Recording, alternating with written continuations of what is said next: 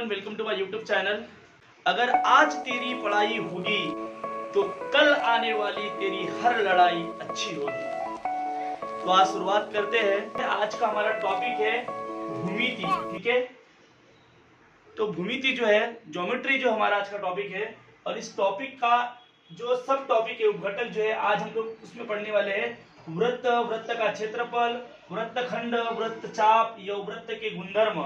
ये सभी टॉपिक जो है आज जो मैं 15 या 20 क्वेश्चन जो भी एक्सप्लेन करने वाला हूँ यहाँ पर, वो सभी जो है क्वेश्चंस में इन सभी मुद्दों का या इन सभी उपघटकों का समावेश है। इन्हीं उपघटकों पर आधारित वो प्रश्न रहेंगे जो आपके सभी प्रकार के कॉम्पिटिटिव एग्जाम में इस प्रकार के प्रश्न पूछे जाते हैं। ठीक है, और इसमें यदि आप इस प्रकार के टॉपिक को किसी भी प्रकार से यदि नहीं पढ़ते हो तो आपको जो इस प्रश्न का उत्तर देना मुश्किल हो जाता है। आपका प्रश्न जो है गलत हो जाता है। आपको लगता है कि आपको बड़े आसानी से आता है, बट कहीं ना कहीं वो प्रश्न आपका गलत हो जाता है और आपके मार्क कम हो जाते हैं। इसीलिए आपको जो है वीडियो को लास्ट तक देखना बहुत जरूरी होता है। तो शुरुआत करते हैं। सबसे पहले ये बता दूं आपको कि हिंदी मीडियम के स्टूडेंट है, इंग्लिश मीडियम के स्टूडेंट है, सेमी इंग्लिश के स्टूडेंट है, सभी के लिए वीडियो जो है यूजफुल है। यदि आप इस वीडियो को देखते हो तो यहाँ पर हिंदी के साथ साथ इंग्लिश में भी एक्सप्लेन किया गया है कि किसे क्या कहा जाता है। सबसे पहले मैं यहाँ पर आपको बता दूं कि यहाँ पर जैसे कि वृत्त को सर्कल कहा जाता है, आप सभी को पता होना चाहिए।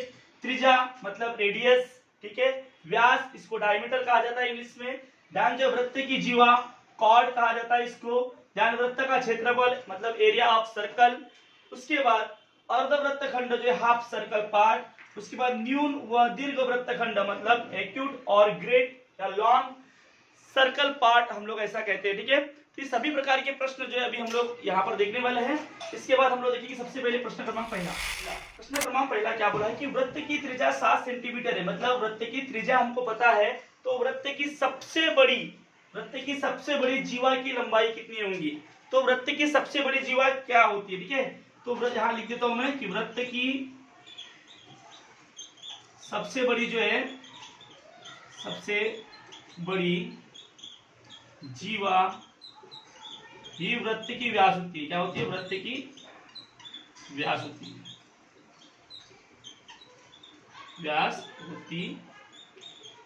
वृत्त की व्यास होती है। ठीक है, अब वृत्त की व्यास होती है बोल दिया, मतलब वृत्त की सबसे बड़ी जीवा मतलब कॉर्ड जो है, ये वृत्त का सबसे मतलब वृत्त की क्या होती है? डायमीटर होती है। वृत्त की डायमीटर होती है। तो यहाँ पर आएगा वृत्त का व्यास। आपको पता है कि वृत्त का व्यास कैसे निकालते हैं? वृत्त का व्यास बराबर 2 इंटू वृत्त की त्रिज्या। वृत्त की त्रिज्या, ये फार्मूला यूज करना पड़ता है डायमीटर निकालने के लिए। ठीक है, व्यास निकालने के लिए तो क्या हो जाएगा? वृत्त की त्रिज्या कितनी है? 7, मतलब 2 इंटू 7। ठीक है, 2 इंटू 7 मतलब क्या हो जाएगा? 14 सेंटीमीटर। यहाँ पर हमारा भी आंसर मिल चुका है कि वृत्त की व्यास कितनी हो जाएगी? 14 सेंटीमीटर हो जाएगी। तो ऑप्शन नंबर जो है 3 हमारा आंसर हो जाएगा। अब इसके बाद देखते हैं प्रश्न क्रमांक दूसरा। इसमें क्या बोला गया है कि आकृति में रेख एडी यह व्यास है, रेख एडी यह व्यास है, और जो कोण एबीसी और कोण एसीडी मतलब एबीसी और कोण एसीडी, ये दोनों भी कोण कितने हैं वो निकालना है। ठीक है, अब कैसे निकालेंगे? आप 4 ऑप्शन दिया हुआ है। यहाँ पर नियम क्या बोला गया है, देखो नियम बता दे रहा हूं आपको कि शॉर्ट ट्रिक क्या है इसकी, कैसे हम लोग निकाल सकते हैं। तो जो अर्धवृत्त के जो 2 बिंदु होते हैं, देखो आधा वृत्त इधर नीचे है और आधा वृत्त ऊपर है। व्यास के नीचे वाला भाग जो है अर्धवृत्त होता है, ऊपर वाला भाग अर्धवृत्त होता है। ठीक है, तो अर्धवृत्त जो है, अर्धवृत्त के जो बिंदु है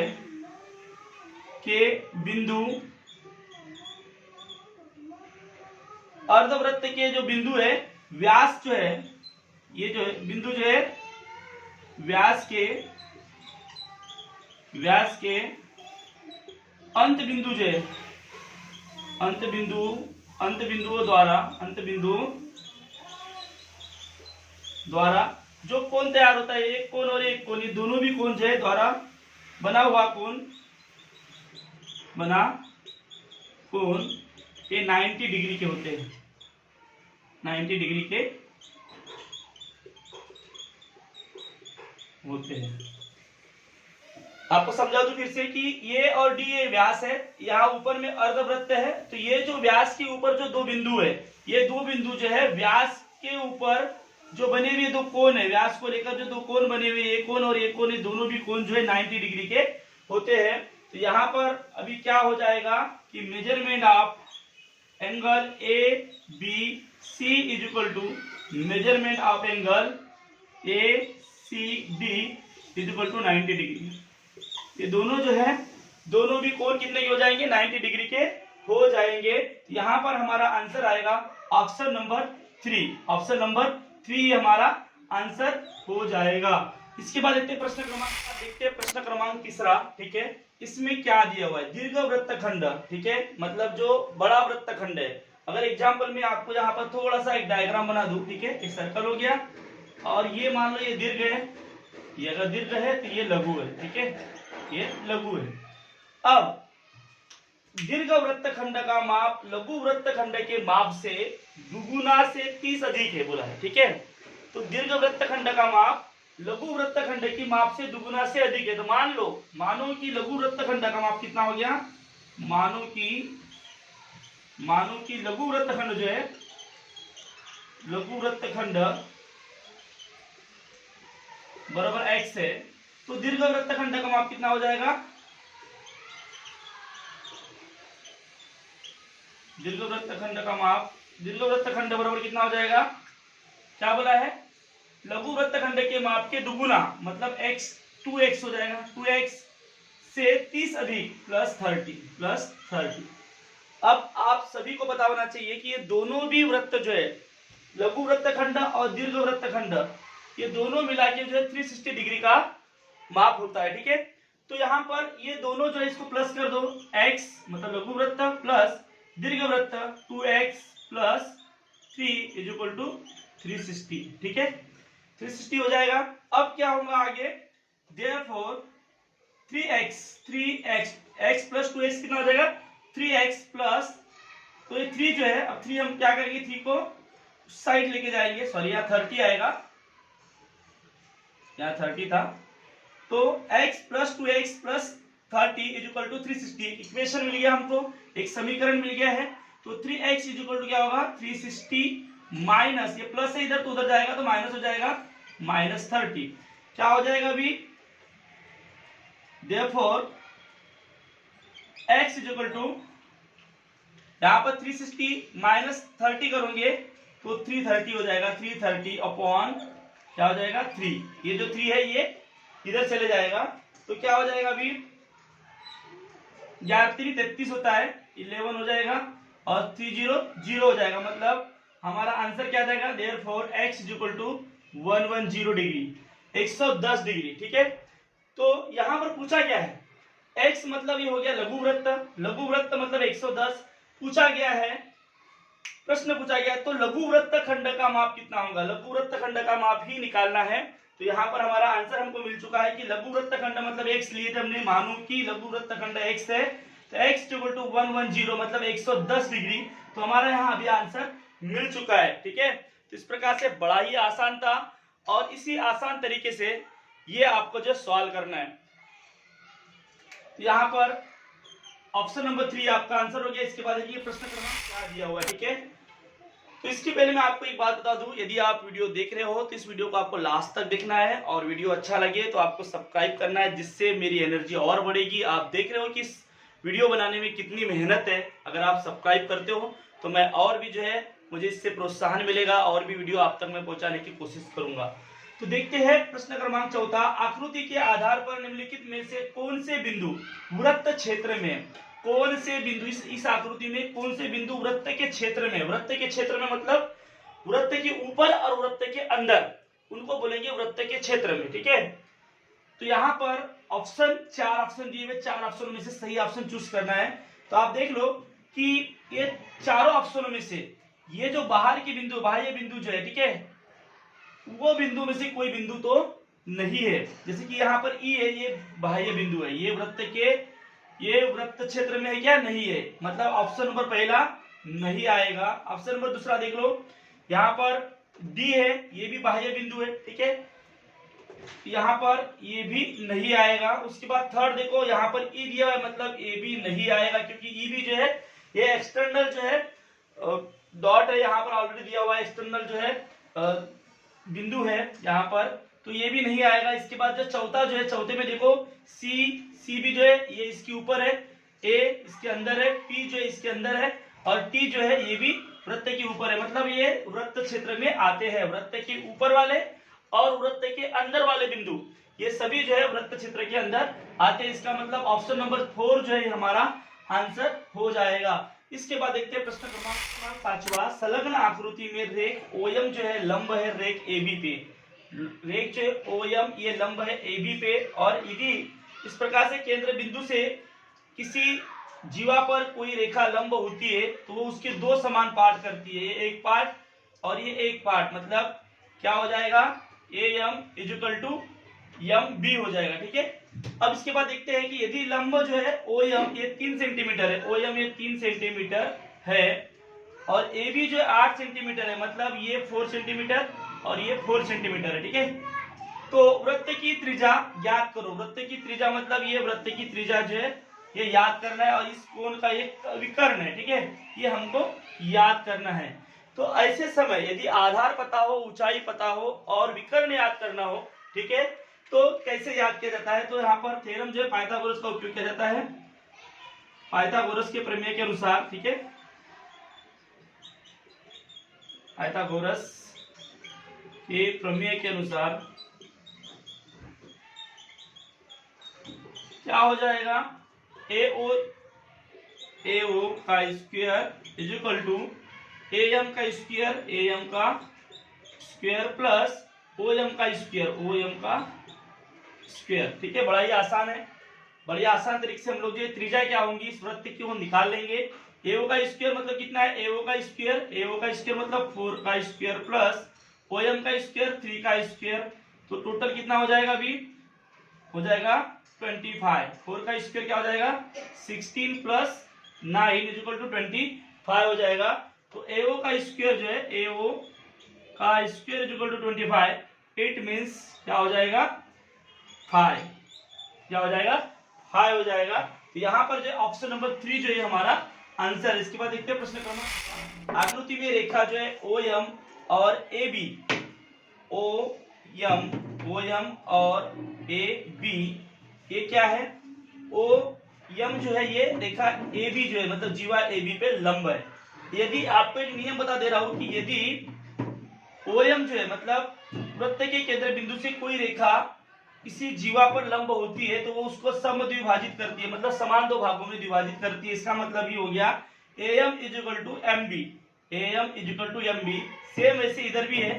ठीक है, रेखा जो है ओ एन ये जो है लंब है सी डी पे, मतलब वो भी जो दो समान भागों में विभाजित करेगी क्योंकि वो वृत्त के केंद्र बिंदु से और समकोण में लंब है। ठीक है, तो यहाँ पे हो जाएगा C N is equal to M D. इतना समझ में आ गया। अब आगे देखते हैं क्या बोला है कि ओएम जो है और ओएन ये दोनों भी 7 सेंटीमीटर है, ये भी 7 सेंटीमीटर है और ये भी 7 सेंटीमीटर है। उसके बाद बोला है वृत्त की त्रिज्या 25 सेंटीमीटर। तो वृत्त की त्रिज्या कौन सी केंद्र बिंदु से होकर ये गई है, ये हो गई वृत्त की त्रिज्या, मतलब ये हो गई 25 सेंटीमीटर। ठीक है, वृत्त की त्रिज्या कितनी है 25 सेंटीमीटर। अब निकालना क्या है, अब यहाँ निकालना होगा हमको ए एम, ठीक है, या फिर सी एन, दोनों भी निकालोगे तो बात एक ही है, आंसर एक ही आने वाला है। तो यहाँ पर प्रश्न क्या पूछा है कि जीवा ए बी और जीवा सी डी, जीवा ए बी और जीवा सी डी की लंबाई हमको निकालना है। तो जीवा ए बी और सी डी की लंबाई कैसे निकाल पाएंगे, जब ए एम निकालेंगे तो ए एम जो है और एम बी ये दोनों भी समान है, मतलब ए एम जितना है उसका डबल हो जाएगा ए बी। ठीक है, तो निकालते शुरुआत करते हैं। यहाँ पर पाइथागोरस का प्रमेय लगेगा, आपको पता है कि यहाँ पर आधार पता है और यहाँ पर विकर्ण पता है, तो यहाँ पर हमको जो इसकी ऊंचाई निकालना है। तो क्या हो जाएगा ए एम का स्क्वायर इज इक्वल टू, यहाँ पे क्या हो जाएगा पाइथागोरस के प्रमेय के अनुसार क्या हो जाएगा ए एम का square is equal to A O का स्क्वायर, ए ओ का स्क्वायर माइनस कर देंगे एम ओ का स्क्वायर, एम ओ का स्क्वायर कर देंगे। ठीक है, क्या आंसर आ जाएगा, ए ओ का स्क्वायर कितना है, विकर्ण कितना है 25 का स्क्वायर माइनस एम ओ का स्क्वायर मतलब 7 का स्क्वायर, 25 का स्क्वायर हो जाएगा 625 माइनस 49 कर दो, ठीक है। तो यहाँ पर हमारा आंसर क्या आएगा हम देख लेते हैं, ठीक है। 15 में से 9 गया, 15 में से 9 गया तो आएगा 6। उसके बाद बचा यहाँ पे 1, तो 11 में से 4 गया, 11 में से अगर 4 जाता है तो 6 7 बच जाएगा, ठीक है। और उसके बाद यहाँ आएगा कितना 5, 576, तो 576 सेंटीमीटर यहाँ पर आ गया। अब यहाँ पर देखते हैं कि आ गया 576, 576 जो है इसका मतलब ये देयरफॉर AM इक्वल टू क्या हो जाएगा 24, क्योंकि m का स्क्वायर है, मतलब इसका जो है हमको स्क्वायर रूट निकालना होगा, तो ये आएगा 24। तो हमारा आंसर अभी आ जाएगा। यहाँ पर क्या बोला है हमको AB और CD ये दोनों की लंबाई निकालना है। तो AB इक्वल टू जो है AB इक्वल टू क्या है CD है, दोनों की लंबाई भी सेम आएगी। तो AB की लंबाई क्या हो जाएगी, अगर AM इक्वल टू कितना हो गया, AM इक्वल टू 24 है, AM इक्वल टू कितनी है 24 है, तो ये दोनों भी समान है। इसका मतलब क्या हो जाएगा AB इक्वल टू 24 इंटू 2 मतलब 48। तो हमारा जो है 48 ये आंसर आ जाएगा। यहाँ पर ऑप्शन नंबर जो है 3 जो है हमारा आंसर है। इसके बाद देखते हैं प्रश्न क्रमांक 7वां। आकृति में मेजरमेंट कोण AOB, कोण AOB अगर ये कोण जो है 130 डिग्री का है, ठीक है, तो OAB कोण OAB मतलब ये वाला कोण, और मेजरमेंट ऑफ कोण जो है OBA मतलब ये वाला कोण, ये दोनों भी कोण निकालना है, ठीक है। अब आपको एक बात बता दूं कि OA ये सर्वांग सम है OB से। क्यों OB से? क्यों? क्योंकि ये दोनों भी जो रेखा है, ये दोनों भी जो इस त्रिभुज की जो भुजा है, ये दोनों भी वृत्त की त्रिज्या है, और वृत्त की त्रिज्या हमेशा समान होती है, इतना याद रखो। अब इसीलिए दोनों भी क्या है सर्वांग सम है, ठीक है, समान है, समांतर है, समान है, ये दोनों भी त्रिज्या क्या है समान है।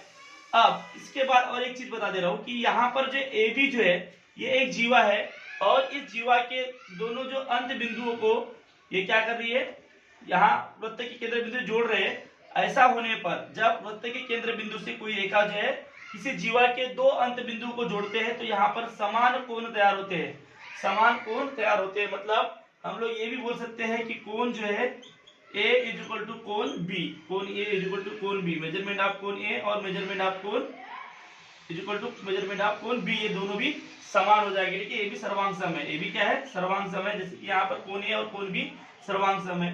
अब करना क्या है ये हमको देखना है। सबसे पहले आपको बताना है कि त्रिभुज के तीनों कोणों का माप होता है 180, ठीक है। यहाँ पर कोण A प्लस कोण B प्लस कोण O, तो O मतलब कितना है 130 डिग्री, ठीक है, इक्वल टू 180 डिग्री हो गया।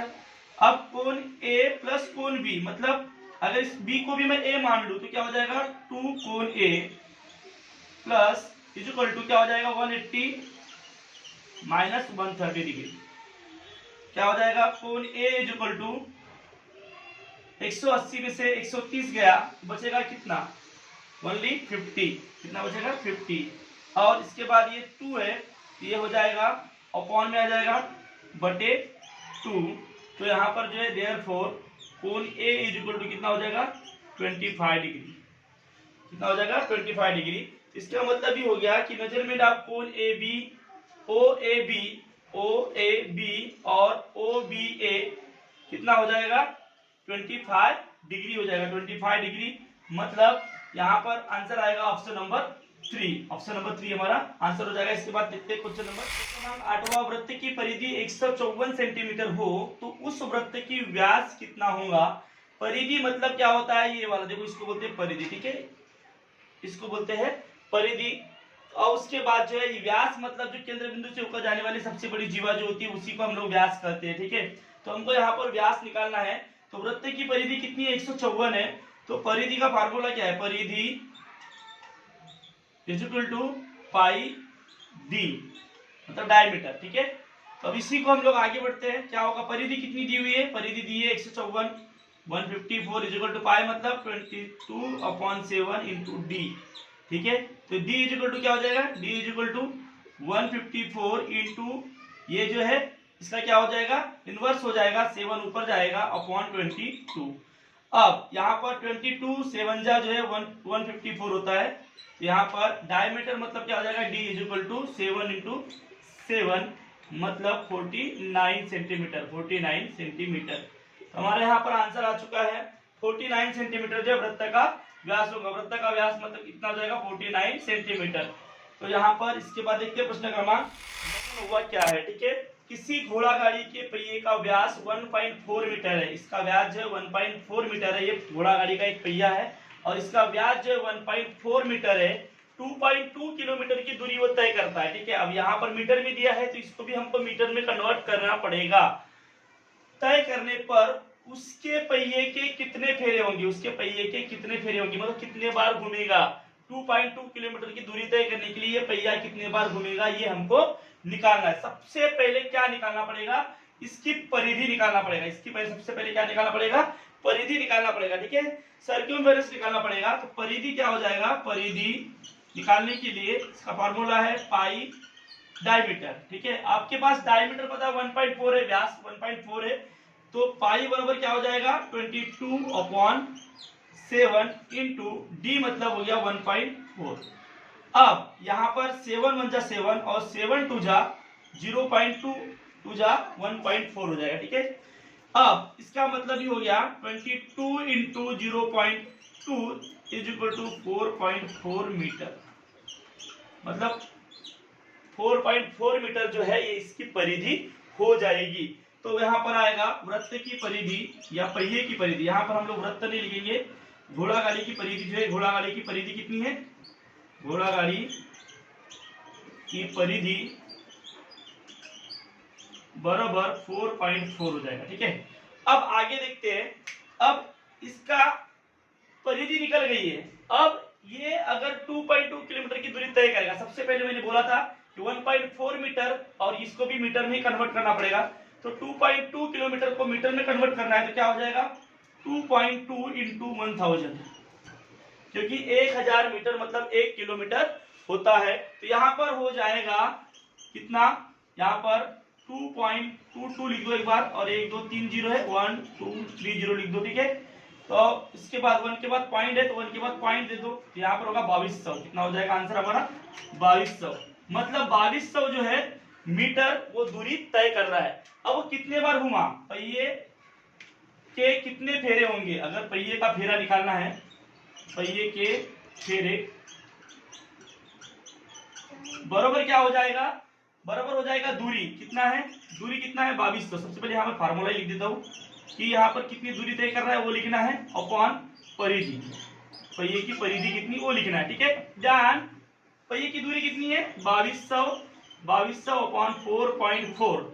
अगर ये पॉइंट हटाना है तो ऊपर एक जीरो देना पड़ेगा आपको। ठीक है, तो क्या हो जाएगा 22,000/44। ठीक है, अब क्या होगा 22 1 22 और 22 2 44, यहाँ 1 आ जाएगा, यहाँ 2 आ जाएगा। राइट, अब हम आगे लिखेंगे 1000/2, इसका मतलब भी हो गया 500। कल जो 500 फेरे हो जाएंगे। तो यहाँ पर जो ऑप्शन नंबर 2 हमारा ये आंसर है। तो इसके बाद देखिए प्रश्न किसी वृत्ताकार खेल के मैदान की त्रिज्या जो 49 मीटर है, त्रिज्या 49 मीटर है। ये वृत्ताकार एक मैदान है। ठीक है, खेल का एक वृत्ताकार मैदान है, इसकी त्रिज्या जो 49 मीटर है।